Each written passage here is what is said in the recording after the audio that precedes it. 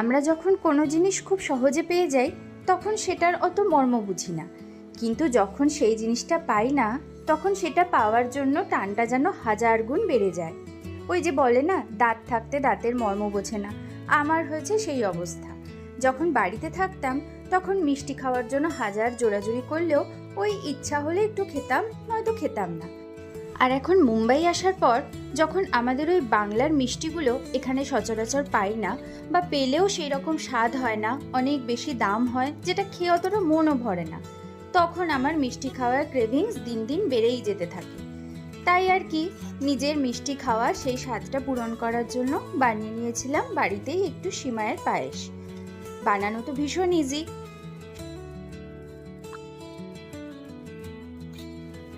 প্রথমে কিছুটা সেমাই নিয়ে সেটাকে একটু ঘিয়ে ভালো করে ভাজা ভাজা করে নিলাম।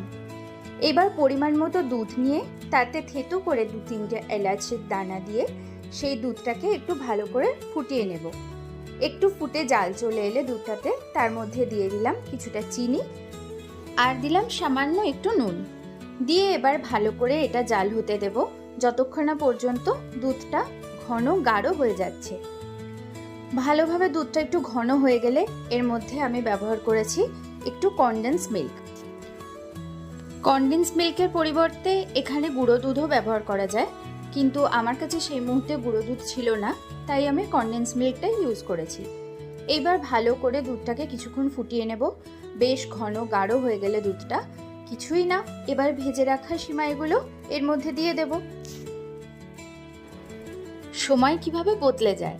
আগে যখন একা ছিলাম তখন কখনো যদি কিছু খেতে ইচ্ছা করতো, একার জন্য বানাতে ভালো লাগতো না, মনে হতো দূর, দরকার নেই, পরে বাড়িতে গেলে মা বানিয়ে দেবে তখন খাবো।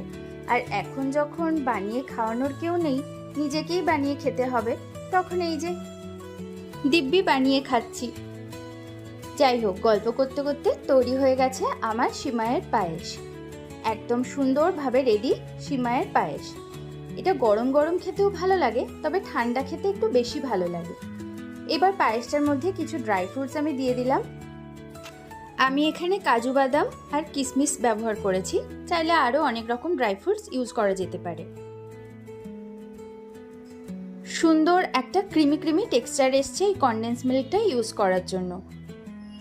দেখতেও বেশ টেম্পটিং লাগছে। আমি এবার চললাম খেতে। টাটা।